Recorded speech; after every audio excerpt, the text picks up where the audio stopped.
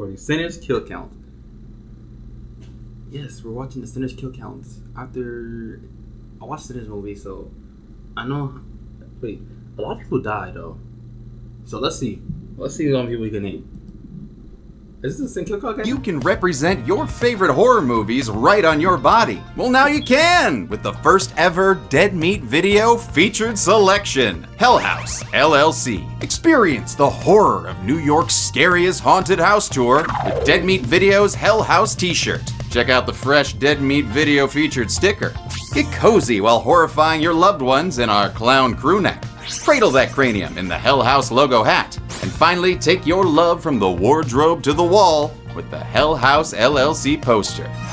Sling blues and bootleg booze. But then the usual happens. Things get messed up by an Irish vampire. On the surface, Sinners may remind you of From Dusk Till Dawn, where a pair of criminal brothers get trapped inside a nightclub filled with vampires. But the overarching structure is where the similarities end, since Sinners is truly one of a kind. This is an absolutely gorgeous film on every single level. It combines blues music and black history with folklore and vampires, all depicted in such a vivid sense of time and place. It transports you to the Prohibition-era South and shows you what life was like for the people there living, working, and loving. Especially loving. This movie is horny. Like, seriously, it's really horny. Like, teach you things about yourself horny. There's so much I love about Sinners that I don't even know what my favorite part is. An easy answer is the cast, an all-star ensemble led by Coogler's longtime collaborator Michael B. Jordan, who plays both of the Smokestack twins. You forget it's one guy playing both of them, he's so good. I kept expecting to see both twins in all the behind-the-scenes stuff. And he's just one dude. The non-Jordan cast is phenomenal too, especially Miles Caton in his first ever acting role. Dude is amazing. But equally as awesome as the cast is the music. Sinners is part musical, with plenty of moments defined by the songs the characters play and listen to. The score by Ludwig Göransson is just as important as the songs, weaving itself into the fabric of the film sometimes. Göransson, a Swedish musician who won an Oscar for Oppenheimer, was even an executive producer and spent 3 months on set, making sure the actors had real musicians playing for them during production. It makes sense that the musical elements are so prominent, considering one of the film's central themes, that music is a powerful force that can pierce the veil between life and death, past and future. I could watch this movie over and over again. It earns it. You can actively read into every character's glance, every line of dialogue. None of it is wasted as it shows you who they are and what their lives are like. So much time is spent getting to know them that it's heartbreaking when you remember this is a horror movie. These people are just trying to have one perfect night. One night for them. One night where they're free. But it all gets fucked up thanks to that Irish vampire. The only thing that keeps you from hating his guts is that he's charming as hell and really argues his point well. Yeah, this kill count will do the usual. Make jokes, count kills, and most importantly, tell you how the movie was made. But this show isn't the best equipped for touching on all the movie's themes and historical research. So I highly recommend our podcast where Chelsea delves deeper into those things. It's one of our all-time favorite episodes for one of our favorite films of the year. How many folks will get... Do you hear that? That beautiful music?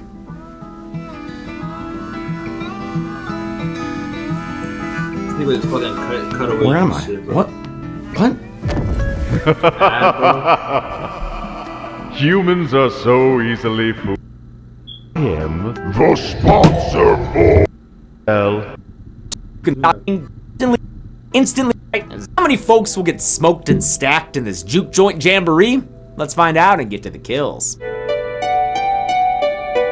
The movie begins talking about music that transcends time, made by people from all over the world. In ancient Ireland, they were called Fili. Among the Choctaw, they were firekeepers. And in West Africa, they're called griots. Oh, giving us a little taste of that humdinger so early. Thank you very much, title card. We get taken to church in 1932 Clarksdale, Mississippi. As a choir sings inside, a disheveled young man named Sammy approaches, clutching the neck of a broken guitar. Poor guy looks like he's been through hell and just got back. And we're gonna find out exactly what happened to him as the movie flashes back to one day earlier. Sammy's a sharecropper by trade, but a musician in his heart. He'll wake up early and pick his whole row of cotton before sunrise if it means he can clock out early and play the blues. He helps take care of his mother and younger siblings, but his preacher papa still disapproves of all his devil music. He wants Sammy to follow in his footsteps rather than invite evil into his life. You keep dancing with the devil. One day it's gonna follow you home. Across town are Sammy's twin cousins, Smoke and Stack, both played by Michael B. Jordan. Wow, way to flex the double acting thing right off the bat by passing a cigarette between them. The Smokestack twins have been gone for 7 years, but they just got back with a big old bag of cash. They use it to buy an old lumber mill from a guy named Hogwood, a good old boy with bad old vibes. The twins tell him after the sale it's on site for any clan members who happen to come around. Hogwood promises that's AOKKK. Clan don't exist no more. Yeah, X to doubt. The twins pick up Sammy from the church and he asks about Chicago, what it was like living somewhere without Jim Crow. But they say it was just more of the same. Chicago ain't shit from Mississippi with tall buildings instead of plantation. So the two of them blew back home from the Windy City to face the Delta Devil they know. They take Sammy to pick up a truck full of black market booze they've stolen from Irish and Italian gangs in Chicago. They debate over whether they should open their juke joint tonight or if they should wait, showing how each brother is different. Smoke is more pragmatic and cautious, the mature leader among them. I'll do what I can. Nah, you'll do what you told. He wants to wait to open the place, unlike Stack, who's much bolder and more confident. Stack wants to open tonight so they can finally have what they've always wanted, a place for them and by them. Look at that sky. That's a mighty fine day to be free, ain't it? The argument's enough to waft Smoke to his side. They split up to get shit done. Stack takes Sammy while Smoke takes a trip to the grocery store downtown. He offers to pay a little girl to watch his truck while he's inside and teaches her the value of negotiation. 10 cents just won't work for you. Talk another number back to me. 50 cents. 20 cents. Best I can do. We got a deal? It's a great character moment showing how he's a noble gangster. He cares about his community and wants his people to know their worth. At the same time, he is still a gangster who was just working for Al Capone. That's why he shoots a wannabe thief right in the butt. Terry? Boy, how you been?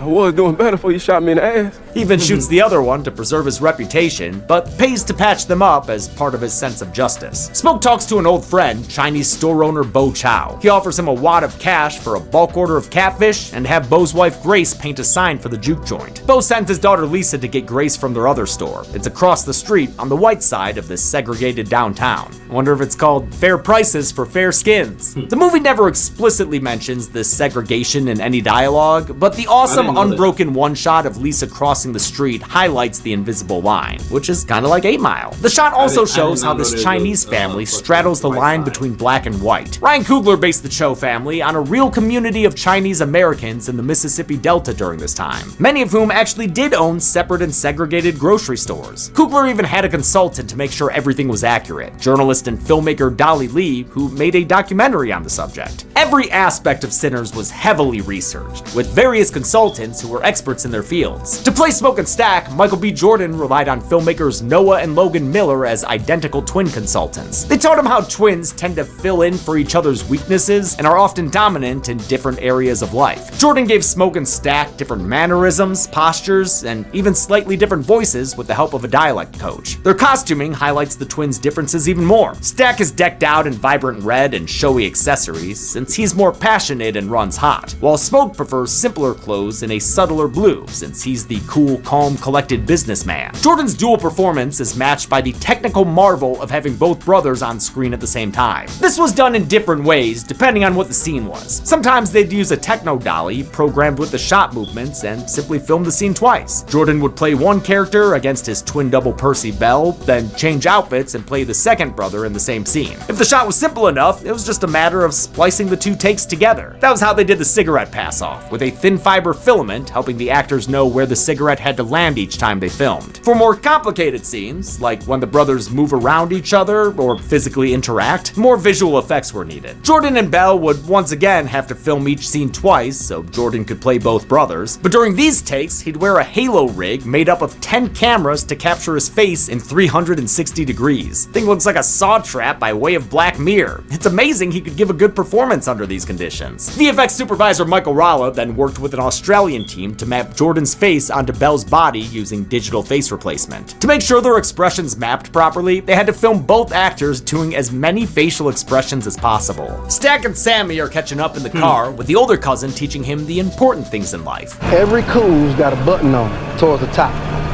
And you want to keep a woman. You find it? Lick that.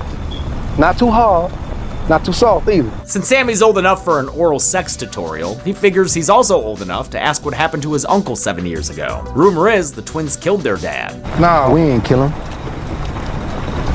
Smoke did. One night when their father beat Stack hard enough to knock him out, Smoke made sure he would never do it again. Smoked his ass. Stack changes the subject to Sammy's guitar and tells him to put it to use, and boy does he. Traveling, I don't know why the world I'm good.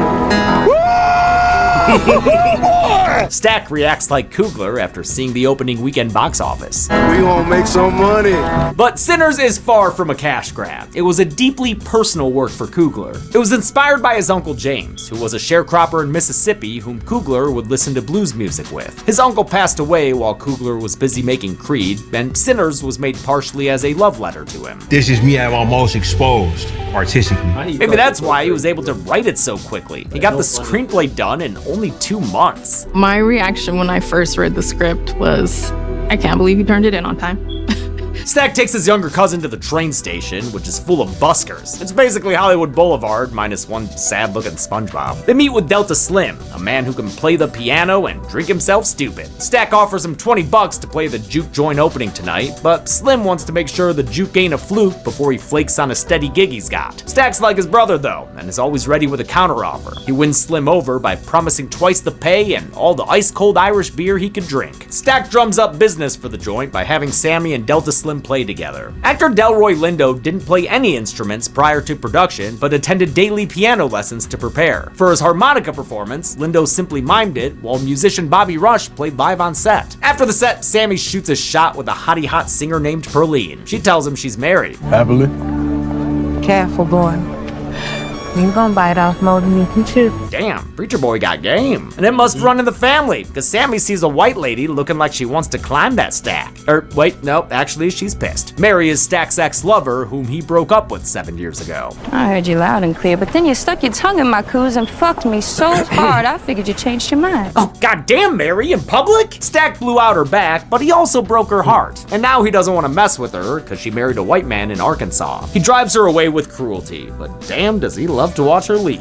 Maybe she ain't white. With Delta Slim in tow, they head to their next stop and spot a chain gang along the way. They're former fellow inmates of Slim's, and he tells a story of when he was in jail with his friend named Rice. They were musicians arrested for vagrancy, but the white cops gave them their instruments back and made them play for entertainment. They liked their music so much, they took them to a fancy house party where they passed around a hat and collected money. See, white folks say they like the blues just fine. They just don't like the people who make it. Rice tried to take his earnings and start a church in Little Rock, but a Klansman accused him of stealing the money and raping a white woman. Rice was robbed and lynched right there at the train station. Coogler decided to tell this story through haunting sound design rather than any visuals. You can hear Rice's last words as Slim recalls them with pain. And they lynched him right there in the railroad station.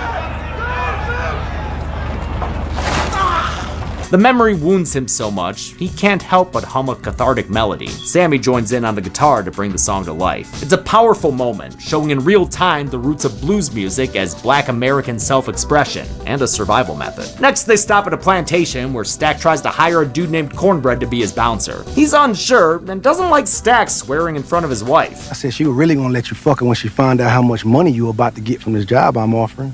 Come on, Stack, you can't say that. She's standing right there. How much money are you talking about paying him? Okay, never mind, she's down. It's enough to butter up Cornbread and get him on board. Meanwhile, Smoke makes a stop to lay some flowers at an upsettingly tiny grave. Pop was here. He's confronted by Annie, the wife he left behind after their infant daughter died. Annie's played by Wunmi Mosaku, a Nigerian-British actress who was in Lovecraft Country and His House. Annie is a conjure woman, a nurse, a healer, and a practitioner of hoodoo, a spiritual practice originating from enslaved Africans in the South. It has strong ties to nature, ancestry, and the connections between the living and the dead, tying in perfectly to the film's themes. Coogler and his wife and producer Zinzi Coogler brought on a hoodoo consultant to make sure they accurately portrayed Annie's practice. Annie is a strong believer in supernatural forces, while Smoke claims to only believe in the power of money. But he still wears the protective mojo bag Annie made for him all those years ago. He asks her to cook at the juke joint opening, but if he wants her to say yes, he's got to try a little tenderness. But I love you.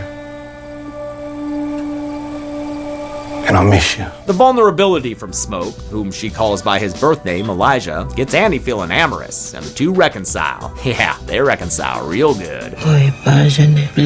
Oh, they reconciling right there in the shop. Damn, man. Hope those little kid customers don't come back. Sinners spends 40 minutes introducing its characters. It concludes the table setting with a culmination of all the musical themes we've been hearing in the score. As the sun sets, dissonant chords join in to take us into Act 2. All those people we just met and fell in love with, they about to have their perfect night ruined, thanks to a smoking stranger who drops from the sky and drags himself to the nearest doorstep. Inside is married couple Bert and Joan, who don't like visitors around these parts. The stranger, Remick, begs for help, and after spotting a Klan hood through the door, plays on their racism. He tells them he was attacked by members of the Choctaw tribe. With that and a little bit of gold, he wins them over. A group of Choctaw men arrive shortly after, saying they're hunting a dangerous man who isn't what he seems. God forbid you let him into your home. Joan's too racist to heed their warnings, and with the sun setting, they give her good blessings and leave. Hey, they tried. Inside, Joan finds Bert bleeding and Remick relaxing. Oh, he's just resting. Yeah, that's a face you can trust. Wait, yo, why is there a baby crib in there? Where's the baby for that crib? We never find out, but we will put Bert on the count when he gets back up with a pretty smile. Dude's been turned into a vampire and does the same to Joan off screen, so we'll add her to the count as well. As a reminder, we count it as a kill when someone turns into a vampire. We did the same thing in From Dusk Till Dawn, an inspiration for this film. Sinners was also inspired by Robert Rodriguez's other horror film, The Faculty, as well as Invasion of the Body Snatchers, Inside Llewyn Davis, an episode of The Twilight Zone, the song Wang Dang Doodle, and Stephen King's Salem's Lot. Kugler said he wanted Sinners to feel like you were reading Salem's Lot while listening to the best blues record and eating a bowl of spicy gumbo. This is a full meal of a movie. It's opening night at Club Juke and the joint is jumping. They've got whiskey, Irish beer, and Italian wine to drink, Annie's food to eat, and plenty of music to dance to. Everyone's having a good time, except for Smoke when he sees a customer buy a drink with a wooden nickel. Sharecroppers in this era were often paid in wooden nickels that could only be exchanged for specific goods at specific stores. The practical Smoke wants everyone to pay in cold hard American cash. I don't know hoodoo, and I can't talk slick, but I know business. Business! But Stack is in the business of people and wants everyone to have a good time and become repeat customers. The Juke Joint was one of many sets built from scratch by production designer Hannah Beachler. She was able to give everything an authentic look for the time and place, especially the segregated street where the Cho business is. Though the film is set in the Mississippi Delta, it was actually shot in Louisiana, where they could take advantage of infrastructure, tax credits, and use a local crew. Pearline arrives, and lucky for Sammy, she left her husband at home. But you seem like such a nice young man. I ain't always nice. Ain't that young either. Casting Sammy took a global surge for someone who could act, play guitar, and sing with a voice beyond his age. Miles Caton, a 19-year-old pianist and singer with no prior film experience, was singing backup for her when he heard about the role. He submitted an audition even though he couldn't play guitar. He taught himself between the time he was cast and when production began. To prep, he studied blues musicians recommended by Kugler like Howlin' Wolf, Charlie Patton, and Buddy Guy. Mary's the next one to show up, and everybody at the joint already knows her, except for Sammy, but she knows him from when he was younger, and now that he's all grown up, she offers to buy him a drink. He asks about her heritage. What are you?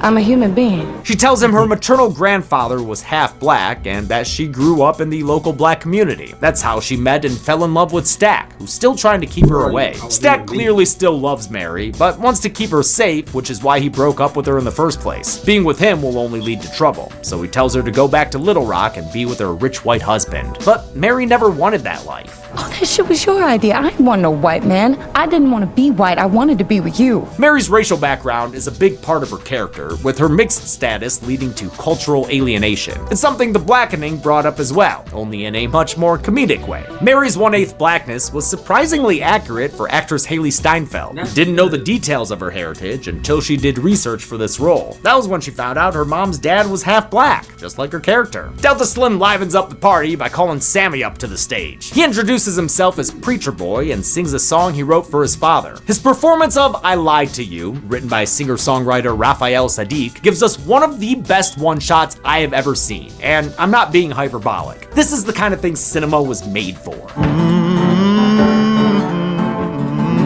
As the aspect ratio expands to take full advantage of the IMAX frame, Sammy's song fulfills the griot power mentioned in the movie's intro. His music pierces the veil of time and figures from the past and future join the crowd. Witnessing our ritual.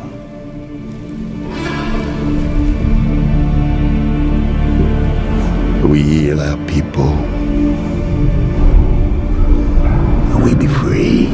It turns into the house from Mother as ancient musicians and 16th century West African dancers are joined by 70s electric guitarists and DJs. When the camera continues the unbroken shot and swings by to pick up the Chos, their heritage is added into the mix with Chinese dancers past and future. The scale and coordination that was needed for this sequence is nothing short of mind-blowing. The precise choreography was rehearsed for weeks ahead of time in a warehouse. They performed to the song played live on set, which meant it had to be finished super early. Music's usually added down the line in post-production. And the camera itself made things even more difficult. Sinners was shot on a combination of IMAX full-frame 1.43 film and 65mm Ultra Panavision in a 2.76 aspect ratio, giving it both the tallest and widest image possible. So the film was shot with 2 different aspect ratios, and this is the first time ever that a film has been released combining these 2. It also made history since cinematographer Autumn Gerald Arkapaw was the first woman to shoot on 65mm for a film. She consulted with Hoyt Van Hoytema, who shot Oppenheimer in the same format. In fact, the IMAX camera they used for Sinners was the same camera body used by Nolan for that film. But the IMAX camera, which this sequence uses, was loud as hell and could only shoot for about a minute at a time. It was genuinely one of the hardest producing challenges I've ever had. So this oneer was actually captured in 3 parts that were stitched together to look continuous, with each part taking about half a day to film. Everyone on set knew how amazing this was as they were shooting it, with some of them completely moved by the music. Some parts of the music really wanted me to start twerking, which is something I don't know how to do. The sequence includes an upward shot of the place's roof on fire, which was achieved practically by the effects team. The burn was the very last thing they shot. It was kind of cathartic, actually, to finish the movie with burning our hero set. It's also a perfect turning point for the movie. It's a culmination of its reverence for music and the transition into dark times for our characters, because this literal barn burner attracts Remick and his new vampire pals. I love Cornbread still sitting there bouncing for a club that's burned to the ground. This final part of the faux oneer was done with a 50-foot techno crane, and I love watching the vampire actors jump in front of it after it wheels past them to get into frame. The performance gets Pearline in the move for Sammy's, but he of it after it wheels past 50-foot techno crane, and I love watching the vampire actors jump in front of it after it wheels past them to get into frame. The performance gets Pearline in the mood for Sammy's, but he's the one who wants to taste a snack. And the only boy who could ever eat her was the son of a preacher man. Stack approves. Boy found that button, didn't he? He sure did. Outside, Remick, Joan, and Bert approach Club Juke and ask to be let in so they can enjoy the amazing music they heard. Oh, it was beautiful. Goddamn beautiful voice. Even through these walls. They introduce themselves to the understandably suspicious Smokestack twins. Y'all clan? Sir. Well, no, we believe in equality. I love how genuinely appalled Remick is by the clan accusation. He's not about hate and segregation, he's about love and unity. Can't we just, for one night, just all be family? They're also legitimate music fans, as they prove by playing a little ditty called Pick Poor Robin Clean. It's super ominous given the whole vampire thing, but Stack don't know that yet, so he can't help but bob along. Still, in spite of Remick's colorblindness and the trio's decent set of pipes, the twins turn them away. They can't risk the fallout of inviting strange white folk into their establishment. Sammy confides in Smoke that he's fallen in love with performing. He plans to run off to Chicago like they did so he can keep playing the blues. But Smoke wants Sammy to lead a life that's more stable and respectable. He threatens him at gunpoint not to play in any more juke joints, and he means it. I'm a soldier, boy. Tell him! Downstairs, Stack admits to Mary that the club is losing money thanks to everyone paying with wooden nickels. She offers to go talk to Remick to see if he's got real money to spend. She'll go instead of Stack since she can pass as white. Mary walks up to the vampires as they're singing another tune. It's the Irish and Scottish folk song Will Ye Go Lassie Go, and it's low-key one of my favorite songs in the film. I find it so peaceful and beautiful, especially the vocals from Lola Kirk, an American actress turned singer turned author. Bert is also played by a musician, Peter Dramanus, singer for the Canadian band July Talk. If you love this song too, check out the version on the soundtrack. It's even longer and has a verse from Remick. Remick offers Mary gold and something else she needs. Fellowship and love. Fellowship and love. In surround sound. He tells Mary he can save her from loneliness and pain. In fact, he's downright drooling at the chance. Mary would rather he say it than spray it, and decides to take the money and run. Oh man, I love that cut from Remick, all of a sudden flying what the fuck, to Pearline singing Pale Pale Moon on stage. Mary returns to the juke joints, and she's asking Cornbread for permission to enter. It's clear she's been turned into a vampire, getting her added to the count. If you're confused by that whole plot point, it's a common part of vampire lore that they can't enter a place without being invited inside. I mean shit, they even named a whole movie after the fact. Cornbread steps aside, granting Mary permission to enter. She macks on Stack and smacks down his attempt to turn down a married woman. You rob trains and banks, but you can't steal this pussy for a night.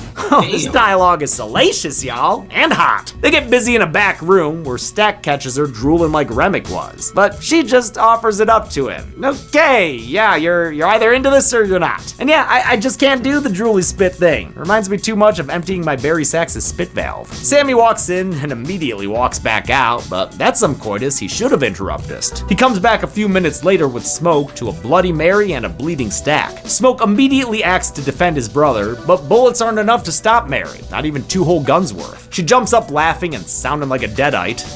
We're gonna kill every last one of you. Then tee-hees away into the night. Smoke rushes to his brother's side, but it's too late. Stack bleeds out, and you can really feel Smoke's pain as his brother dies. It's like losing a part of himself. Actually, kind of literally. Stack's death kind of kills the whole party vibe, so Slim sends everybody home. Dude's been filling in as bouncer for the past hour since Cornbread left to take a leak and never came back. Bo is afraid of what's happening, and Grace wants them to get back home to their daughter, so he leaves to get the car and bring it around for her. Annie realizes they're up against something supernatural because of what Mary said before she fled. Oh, and also the whole surviving all those bullets thing. She urges Smoke to take Stack's body outside, but he's too lost in his grief to listen. Cornbread returns, but keeps standing outside, waiting for them to let him in. That means he's been turned into a vampire, possibly mid-piss, and so we can add him to the count. He tries to get in during a hilarious scene where Annie clocks his weird behavior and he tries to justify it. Now we out here playing games, telling ghost stories in place of doing what we ought to do. This shit lit. This shit lit. And what is it we supposed to be doing? Being kind to one another. Great performance here from Omar Benson Miller, who gets to play Cornbread in such a different way, almost like he's code switching. Miller went out of his way to play the human version of Cornbread as honest as possible, and the vampire version as deceptive as possible. Without an invitation inside, Cornbread agrees to leave as long as he gets his money. That's just a trick to let him have a little smokestack, but the twin acts fast and shoots him away. The newly vampified Cornbread has no problem getting back up though, revealing a real messed up face. This effect was a favorite of prosthetic makeup artist Mike Fontaine, who Coogler hired because he liked his work in Green Room, which fucking rules. Fontaine built a prosthetic that attached to Miller's face and created an illusion of depth. With so many members of the cast getting bitten and wounded, a ton of prosthetics were needed. A team in New York made the molds and cast the pieces in silicone, then shipped them to New Orleans where Fontaine painted and sculpted them. The others go back inside where it turns out Stack is back. He's returning with a Shining reference. And if the stab through the door that nearly gets Sammy in the face wasn't clear enough for you, peep the shot that's similar to the one of Jack Torrance in the pantry after Wendy locks him inside. Let me out of here and I'll forget the whole goddamn thing! Stack is also begging to be let free, but Annie warns Smoke not to open the door since that's not his brother anymore. She thinks Stack and Mary are haints, malevolent spirits possessing the bodies of their fallen loved ones. But when Stack breaks down the door and gets scared off by a jar of pickled garlic to the face, she adjusts her hypothesis. These ain't hates. They vampires. Annie tells the group that vampires can be hurt with garlic, silver, and holy water. Bullets will do a decent job slowing them down, but they can only be killed with sunlight or a wooden stake through the heart. They may share a connection to the vampire who created them, but they'll still have to be killed one at a time. And unfortunately, there's no turning them back. They're stuck being vampires, so the best thing they can do is kill them and free them of the curse. She throws Bones to tell her fortune, and whatever she sees must be bleak. She makes Smoke promise to stake her if she gets bitten, rather than live life as a vampire. They find a body lying in a pool of blood and carry it outside before it can rise again. While they're out there, they hear a folk song, because Remick's having himself a little music festival and singing The Rocky Road to Dublin. I love Cornbread back there looking like a cartoon bear.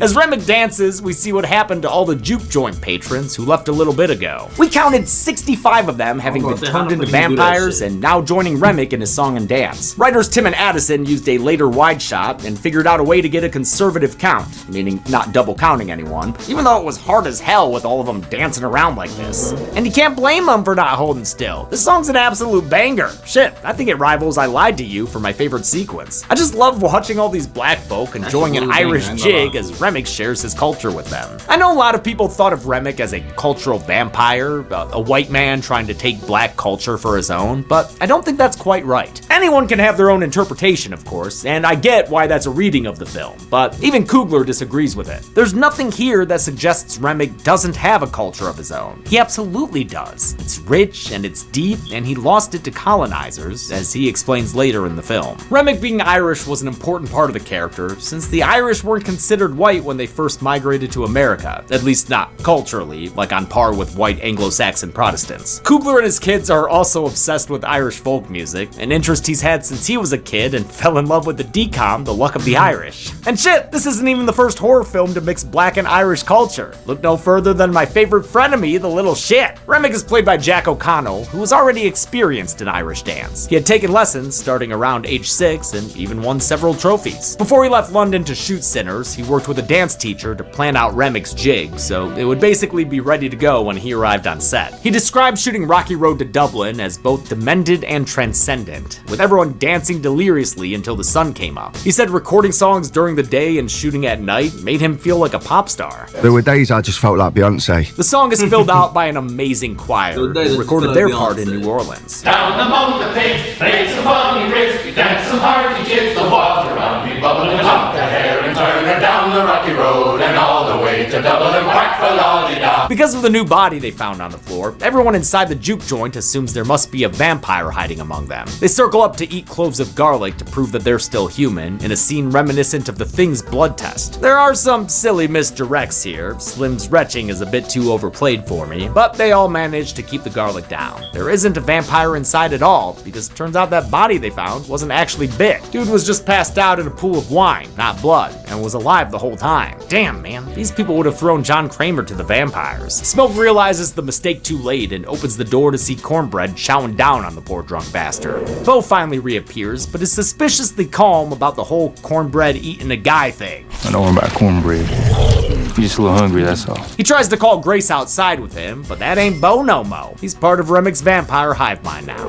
Remick proves it by speaking Chinese to Grace and saying he knows about their daughter Lisa. He threatens to pay her a visit if he doesn't get what he wants. And what he wants is here right now. Sammy.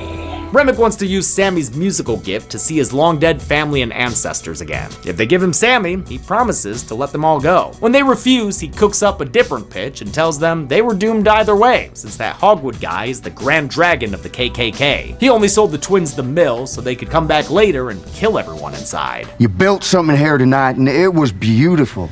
But it was built on a lie. Remick learned this after turning Burke, who happens to be Hogwood's nephew. And since Stack is part of the hive mind too, he's able to back up this disappointing fact. Who's never gonna be free? The twins thought they had found freedom, but it was only an illusion. Remick promises Smoke that if he joins them in vampirehood, he can really be free. We're gonna start ourselves a new clan based on love. Smoke briefly considers joining his brother, but the others pull him back and shut the door on that idea. A terrified and furious Grace heads to the bar and pours herself a Molotov cocktail. She wants to fight the vampires to death so she can save her daughter from becoming a target. Outside, the vamp choir surrounds the juke and sings an eerie version of Pick Poor Robin Clean. A huge part of making the vampires look inhuman was their eyes, which reflect light like a cat's. This effect was achieved with hand-painted contacts that covered their entire pupils, blinding the actors so much they had to be led around on set. The injuries afflicted on and by the vampires were inspired by animals too, with the team referencing animal attacks for the bites and burns. The others try to hold her back, but there's no saving Grace. If they won't let her bring the fight outside, she'll just invite them all to tango in here. Come on in, you motherfucker! The aspect ratio expands again for a fight scene as the vampire horde swarms the building. Sammy and the others open fire as Grace starts a fire with a deflected Molotov. The next time we see her, she's driving a stake through her husband's chest as they both go up in flames.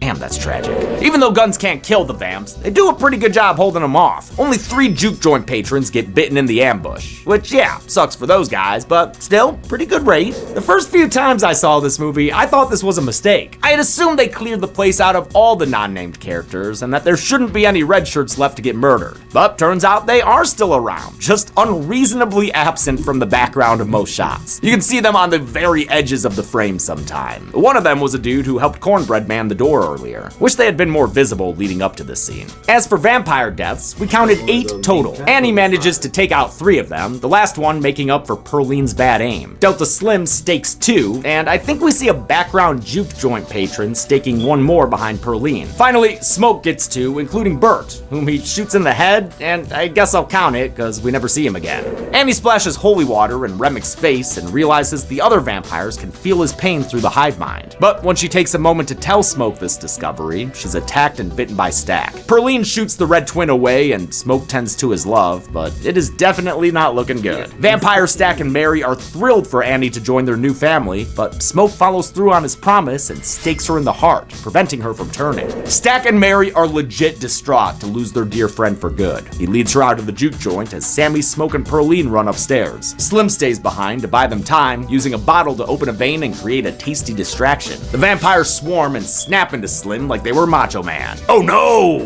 They're almost out the back door when Remick surprises them. Sammy! Perline tries to stake him, but this girl just does not know where the heart is, and she winds up getting bit. We don't see her actually turn, but we'll go ahead and count this commitment to the undead as her death. Sammy grabs his guitar and runs.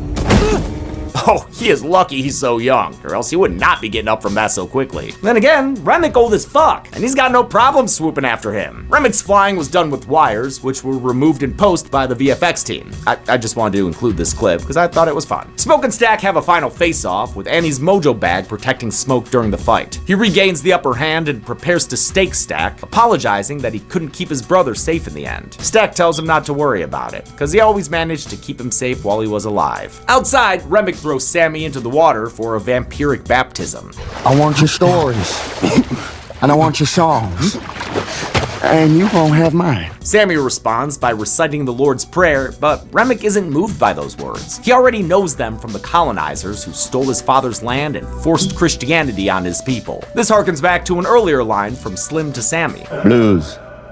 It wasn't forced on us like that religion. Though it's not explicitly said, it's implied that Remick's family was among the pagans driven from Ireland in the 5th century by the arrival of Christianity. When people talk about St. Patrick driving the snakes out of Ireland, they're actually referring to Celtic pagans being converted or forced out of their homes. Since what's sacred to his father doesn't work, Sammy defends himself with something sacred to him, music. He swings his guitar and its silver plate right into Remick's face, sending sympathy pains rippling through all the surrounding vampires. Then Remick gets staked through the back? Who did that? Oh, Smoke, who just magically appeared. Seriously, how did he get past all those other vampires? And he waded that far into the water behind them? In any case, where there's smoke, there's fire. The sun rises and the vampires all start lighting up. Oh man, this is Midnight Mass all over again. Using the wide shots of everyone approaching the lake and the crowd in pain after Remick was hit with the guitar, we counted 30 vampires burning and screaming to death, which includes Cornbread, Perline, Joan, and 27 nameless juke joint patrons. After all of them are killed, Remick follows suit with an incredible fire tornado, a great use of visual effects. Upon his death, the movie once again reverts to the widescreen format. Smoke says goodbye to his cousin, who carries his broken guitar all the way home. We're coming back around to the movie's opening scene, but it's interspersed with extra footage from earlier that day. It's great to see everyone alive and happy one more time, as they set up for the juke joint's opening. It's even a way of honoring all the nameless characters who were killed for just trying to have one nice night together, one night that felt like freedom. Sammy enters the church where his father begs him to lay down the guitar and trade his music for a holier lifestyle. Meanwhile, Smoke swaps his mojo bag for dog tags. After a night hunting monsters, why not kill a few more? When Hogwood and his clan buddies arrive at Club Juke for their planned attack, Smoke's waiting for them in full frame glory. He uses his experience from fighting in World War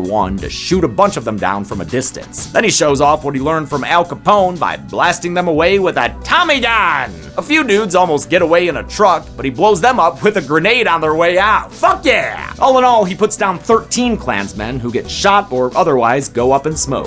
The only ones left alive in the end are Smoke and Hogwood, both heavily wounded. As Smoke bleeds out, he sees Annie waiting for him in the afterlife, holding their daughter. She tells him to put out his cigarette. I don't want any of that smoke to get on her. Now that the fight is over, he can leave Smoke behind and just be Elijah. He can be a husband, be a father, be at peace. As soon as he shuts Hogwood up with a bunch of bullets. There we go. Job well done. Annie hands Elijah their daughter. Papa's here. And then he dies, off to join his family in the afterlife. Meanwhile, Sammy decides to leave his family behind. He's chosen the guitar and is driving off into an uncertain future, much like the 30s blues artist Robert Johnson, who, legend has it, sold his soul to the devil at a Mississippi Delta crossroads in exchange for musical commercial success. But even though the credits start to roll, you'd best sit your ass down, you eager to leave motherfuckers, because Sinners has another ending with a mid-credit scene. It's set in 1992, and a 70-something Sammy is still rocking. Easy to believe since he's played by real-life blues legend Buddy Guy, who was one of Coogler's uncle's favorite musicians. Like Sammy, Guy spent his early life as a sharecropper before becoming a musician. In spite of him being almost 88 at the time of filming, Guy was a real champ about the long hours and overnight shoots. Well, I'm ready to roll now. He even played a blues concert for the crew after they rapped. Musicians are just built different. Sammy plays a set and has a drink at his own personal club, named Pearline after the finest seafood he ever ate. He gets a pair of late-night visitors who end up being Stack and Mary. They've been living their best vampire lives all these years, and have really been keeping up with the latest fashion trends. Stack says that Smoke didn't kill him in the barn when he had him dead to rights during that fight. He let Stack live under one condition. He and Mary leave Sammy be and let him live out his life. Now Stack can smell that Sammy's going to die soon, and he offers him immortality with a vampire bite. Sammy turns it down though, saying he's lived enough life for one life, but he'll play a request from Stack on his old acoustic. As Stack and Mary leave, Sammy tells them that he's lived his life traumatized by the night the juke joint opened. But before the sun went down, I think that was the best day of my life. Stack tells Sammy samesies. It was the last time he saw his brother, the last time he saw the sun. And just for a few hours, it was free. Oh, fuck, I love this movie. And for the extra patient viewer, the movie truly ends with a little post-credit scene of Sammy playing This Little Light of Mine. How many buddies, guys, and gals were left dead in the Delta? Let's find out and get to the numbers. Oh, James! Oh, shit. Oh, sorry, I didn't mean to startle you there. Hey, you mind if I come on into that kill count set right there? Zorn, what are you doing, man? Oh, I'm just out here enjoying all this beautiful nature, and I just caught a glance of you on that kill count set, and it looks mighty warm and cozy. Mind if I pop in? You've never asked for permission before. Well, you know, it was just common courtesy to ask. Roll, please, So why don't crazy. you just invite me in so we can do what we're supposed to be doing? And what is it we're supposed to be doing? Get to the numbers with one another! Huh? I'm gonna do that by myself. No, Yeah, no, please, just, I want to do the numbers. you can stay out there. No, I don't get to do so many of them. Let me in! Let me in! I don't want to be a mime! Alright, let's get to the We counted 134 kills/vampire turnings in Sinners. The victims consisted of 48 women and 86 men, giving us a nearly 2-to-1 ratio of dudes, but honestly, that's less uneven than a lot of pie charts with this many ingredients. In the pantheon of kill counts, Sinners has 1 more kill than the first Purge, but 9 fewer than Dawn of the Dead and the Forever Purge. And with a runtime of 137 minutes, we had a kill on average just over every minute. I'll give the Golden Chainsaw for coolest kill to Remick. A lot of good spurty blood and other deaths, but I love the climactic bad guy kill with the awesome fire tornado effect. Plus, it gives us that nice 2-shot of Smoke and Sammy. Dull Machete for lamest kill will go to Joan, whose first death/vampire turning happens entirely off screen. And that's it. Sinners was released in 2025 and became the highest grossing original horror film in domestic box office history. I can't wait to see how many nominations it gets at next year's Horror Awards. Until next time, I'm James A. Janice. This has been the Kill Count. On the next Kill Count. Since the dawn of time, man has fought for survival, for resources, and for honor. Tell me why we fight. Because our enemy still lives. But other species fight for a different reason, for sport. That's enough of that. I know there's a fucking horror awards. That just, I'm clogging it.